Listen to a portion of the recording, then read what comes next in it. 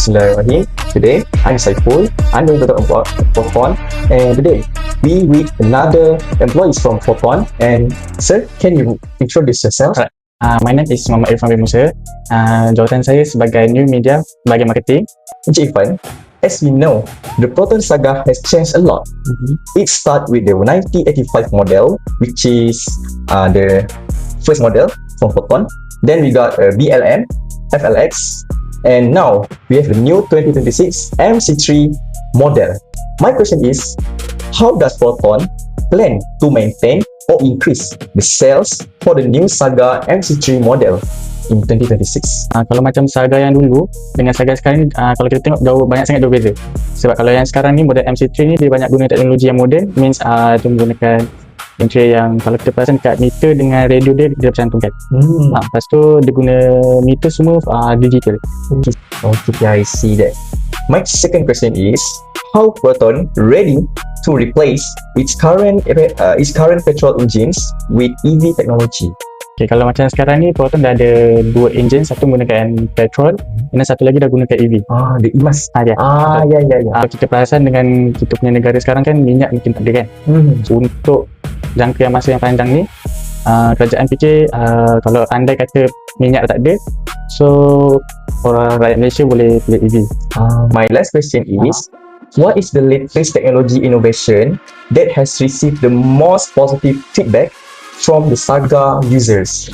Mostly customer yang beli saga MC3 ni, dia orang bagi feedback macam dulu diorang tak ada high proton apa semua kan. Tapi sekarang dekat kita punya MC3 ni dah ada macam kalau tengah drive kat highway, dia orang boleh just say HCV, high proton macam tu.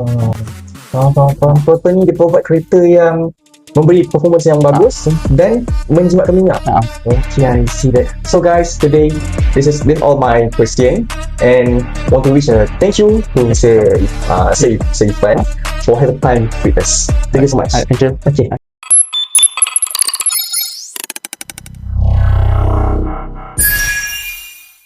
Bismillahirrahmanirrahim and Assalamualaikum warahmatullahi wabarakatuh. To begin our introduction, our name of company is PROTON Holdings Berhad. The headquarters of this company is located at Shah Alam, Selangor, and the main manufacturing plant is located at Tanjung Malim, Perak. This company started established by May 7, 1983. The sole structure of this company currently PROTON owned by DRB Highcom by 50.1% and Jijang Gili Holding Group by 49.9%. This company transitioned from being a 100% government-owned entity to a private partnership. The founder of PROTON is one of the person that is well known in Malaysia. He is Tun Dr. Mahathir bin Mohamad, which is the 4th and 7th Prime Minister of Malaysia. He envisioned the National Car Project in 1979. Our product for this project is Saga model of 3 evolution year, and our services is vehicle manufacturing and engineering. The achievement of PROTON is PROTON just create the first national car in Asia, where they are successfully launched the PROTON Saga first gen 1985 on July 9, 1985, making the Malaysia is the first Asian country to produce its own car. First, let's discuss government support and the national car policy. The government provides various incentives to protect and grow the local automotive industry. For example, PROTON receives support in terms of R&D grants and tax exemption for local assembly. This allows PROTON to invest more in new technology and remain competitive against international giants who have much bigger budgets. Second, we have import and export policies. The government manages taxes on imported vehicles to encourage the growth of local brands.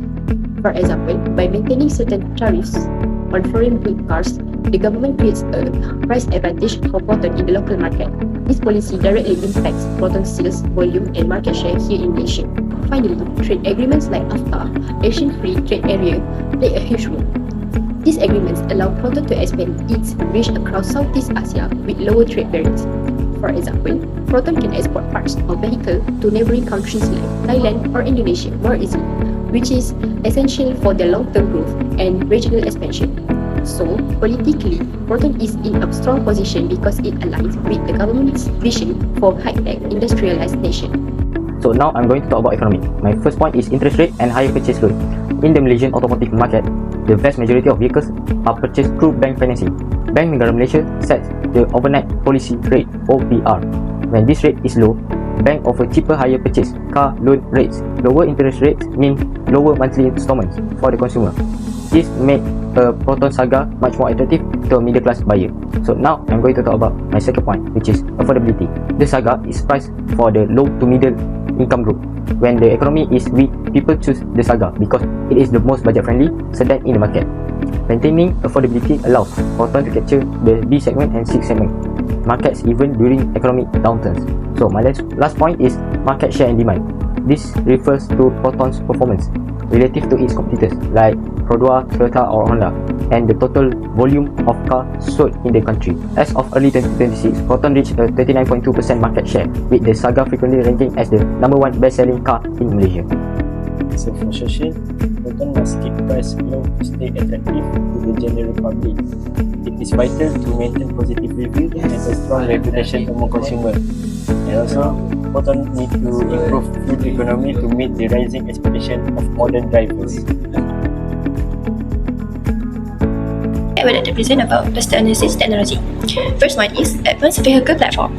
Proton uses advanced vehicle platform and modern engineering technology to improve car performance, safety, and comfort. For example, Proton collaborates with Geely to access new vehicle platform and automotive technology. These help Proton produce cars with better fuel efficiency, stronger safety system, and improved driving experience. Second one is electrification and future power plants. The automotive industry is moving towards electric and hybrid vehicle. Proton needs to invest in electric vehicle EV technology and future powertrains to stay competitive in the market. For example, Proton has shown interest in developing EV models to support environmental sustainability and meet future consumer demand for greener transportation. And the last one is smart connectivity and intelligence.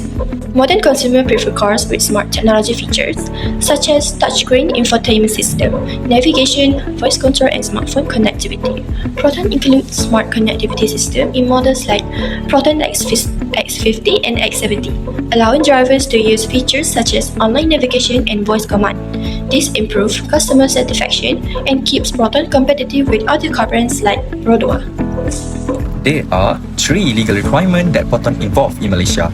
Firstly is employment law, where Proton is required by law to pay its worker a minimum wage of RM1,700 ringgit. Second legal is consumer safety, which is Proton cars must follow the United Nations regulation UNR to ensure they are safe for drivers and passengers. Lastly is copyright protection. At this point, through joint venture licensing, Proton has the legal right to design, build, and sell specific vehicle models. The environmental factors. The first major factors is carbon emission regulation. Global and local laws are becoming much stricter regarding vehicle exhaust. For example, Proton must ensure their newer models comply with international standards like Euro 4 or Euro 5. If they fail to meet this regulation, they cannot export to many international markets and they may face penalties or higher taxes locally. Next is environmental reputation. Modern consumers, especially Generation Z, prefer brands that demonstrate social responsibility. For example, if Proton promotes eco-friendly manufacturing processes or uses sustainable materials, it enhances their brand image. A strong green reputation helps Proton attract younger buyers who prioritize the environment over just engine power. Lastly, the most critical trend is the shift towards electric vehicles. The world is transitioning to electrification and Proton must lead this change in Malaysia. For example, the introduction of the Proton E-Mas7 is a strategic move to answer this environmental demand. By shifting to EVs, Proton is reducing its long-term dependency on internal combustion engines and preparing for a future where petrol cars might eventually be phased out. Technology trend analysis for company Proton. Now let's look at first one, which is electric vehicle technology. One major technology trend is the development of electric vehicles (EVs) technology. Many countries are encouraging the use of environmentally friendly vehicles to reduce carbon emission and pollution. Proton may expand into EV production to compete with other automotive companies and support sustainable transportation. According to the International Energy Agency, global EV sales continue to increase every year due to environmental concern and government support for green technology. Malaysia also aims for EVs and hybrid vehicles to make up 20% of new car sales by 2030. This trend creates opportunities for Proton Holding to expand its EV business like Proton EMA7 models. Next one is artificial intelligence, AI and smart features. Artificial intelligence AI is becoming more important in modern vehicles. Smart features such as voice control, driver assistance system, automatic parking and intelligent safety system are increasingly demanded by consumers. The use of AI and smart technology may help Proton to improve their vehicle safety, increase customer satisfaction, strengthen their brand image, and compete with other international automotive companies. In the future, AI technology is expected to become even more advanced with features such as autonomous driving and smarter vehicle connectivity. Therefore, Proton must continue investing in AI and smart features, technology to meet changing consumer expectations, and remain competitive in the automotive industry. Next, I would like to talk about advanced safety technology in Proton. Nowadays, safety is the most important thing for car buyers, and Proton understands this very well. Currently, Proton is working closely with Geely suppliers to bring better technology into their cars. One of the main things they are focusing on is the Advanced Driver Assistance System, or we simply call it ADAS. This technology is great because it helps drivers stay safe. For example, it can give warnings or even help the car brake automatically during an emergency.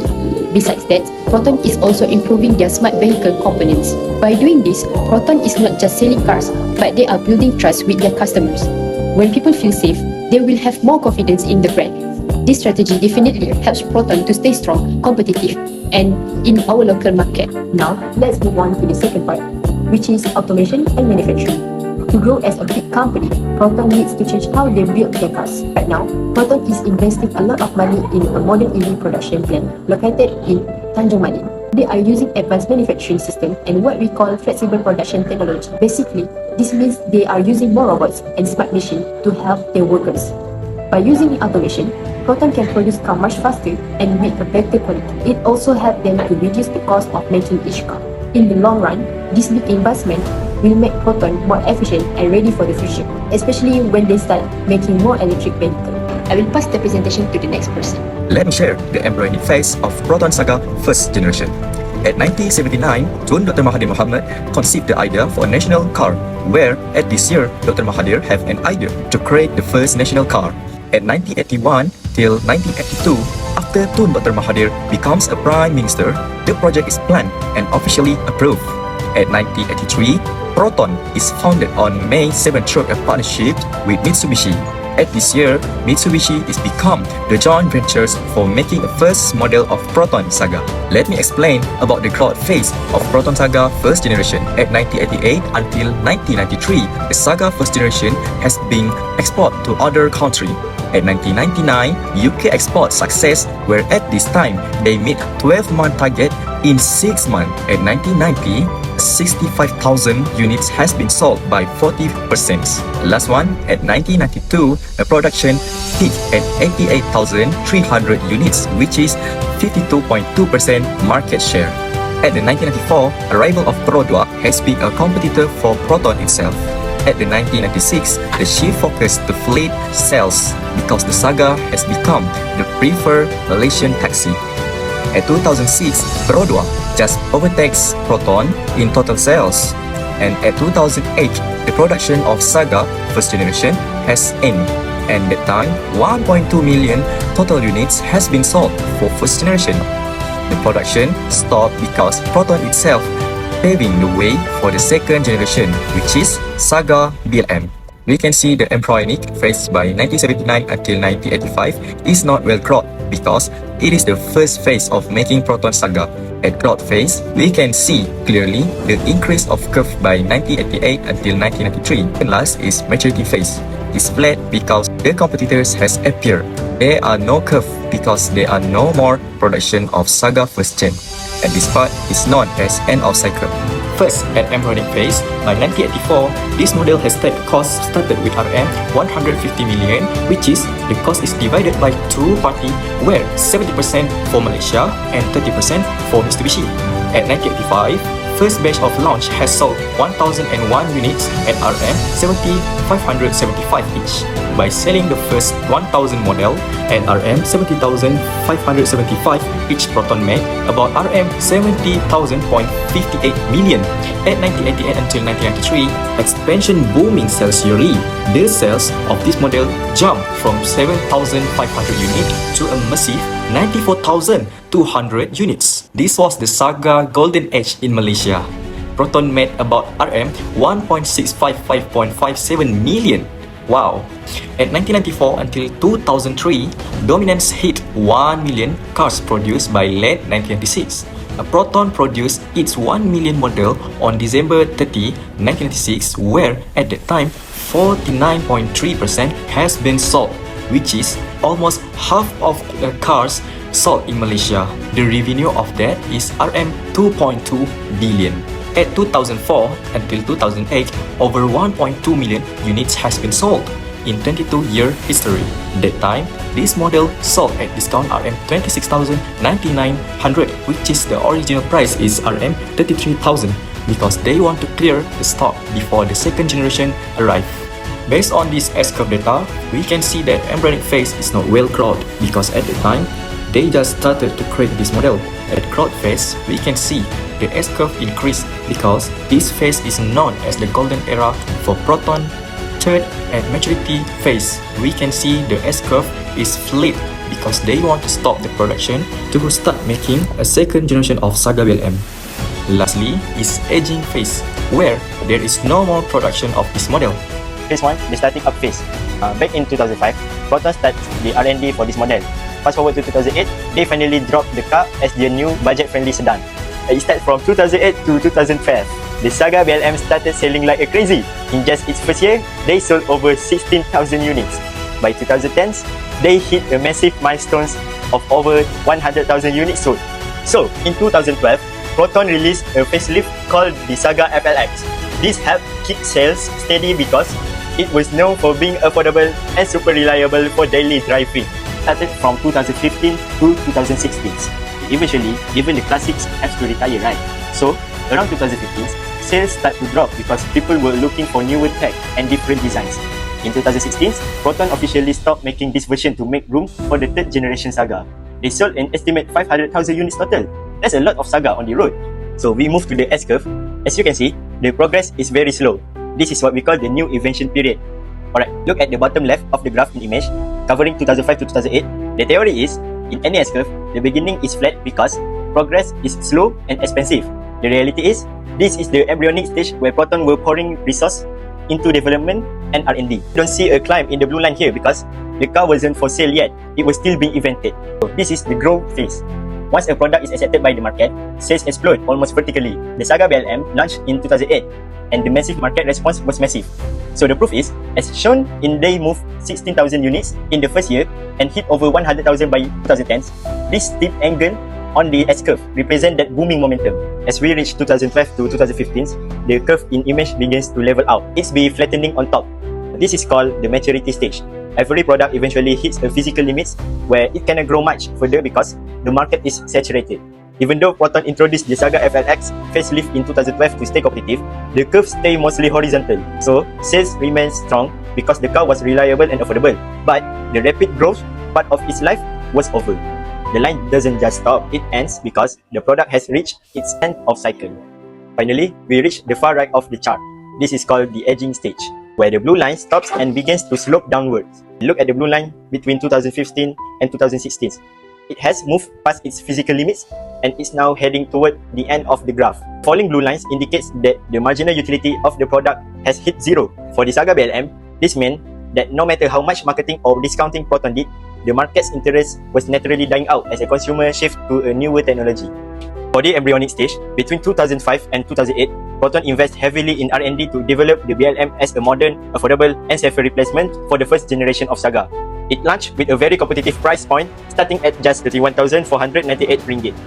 For the growth stage, it happens during 2008 to 2012. This was a period of major expansion. By exporting to neighbors like Indonesia, Thailand, and Brunei, Proton saw a significant surge in revenue, eventually reaching an estimate 3 billion ringgit. At 2012 to 2015, Proton was fighting for market share.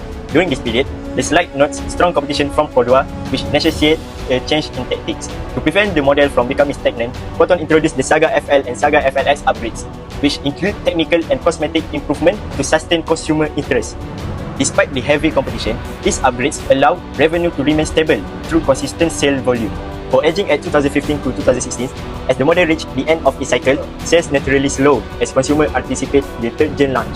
Proton utilized strategic discount to clear stock, ensuring that dealerships were ready for the next generation of vehicle. And finally, the era of the second generation saga officially concluded with the end of production in 2016. That's it with the embryonic phase. Okay, look at the far left between 2005 and 2008. We see that bottom of the S, in the S-curve theory, this is the new invention period. Revenue starts slow because the product is on heavy R&D and establishing the embryonic foundation for the new saga DLM model. As we move into 2008 to 2012, notice the steep upward trajectory. This is the sale increase period. This rapid growth reflects the successful export expansion into markets like Indonesia and Thailand, where the product found its sweet spot and revenue climbed toward that 3 billion ringgit mark. For the maturity phase, between 2012 and 2015, the curve begins to flatten out. In S-curve terms, the product has hit its physical limit. Even with the introduction of FL and FLX upgrades to stay competitive, the market reach for this specific platform has peaked, leading to the maturity stage where revenue remains stable but stopped growing significantly. As you can see, from 2015 to 2016, we can see the curve enter the aging stage. Performance begins to taper off as the technology and design reach the end of the utility, signaling that it is time for a new S-curve to begin with the next generation. We begin with the embryonic phase, where the foundation for the saga MGT was laid. Between 2023 and 2025, Proton invests approximately $150 million into R&D and platform development. To maintain cost efficiency, a hallmark of the saga, they strategically recycle about 60% of existing parts while focusing new investment on the core platform. Moving into the growth stage, the MC3 officially launched on November 27, 2025 with a competitive price range of 40,000 to 50,000 ringgit. The market response was immediate. By January 2026, the model recorded its best ever sales month, contributing to a massive 69.8% year-on-year jump for the first 2 months of the year. We are currently in the maturity phase, where the saga has solidified its dominance. As of March 2026, it remains Proton's main volume driver. Total first quarter sales reached 21,770 units, a 38% increase compared to last year, with total bookings approaching the 100,000 unit mark by early 2036.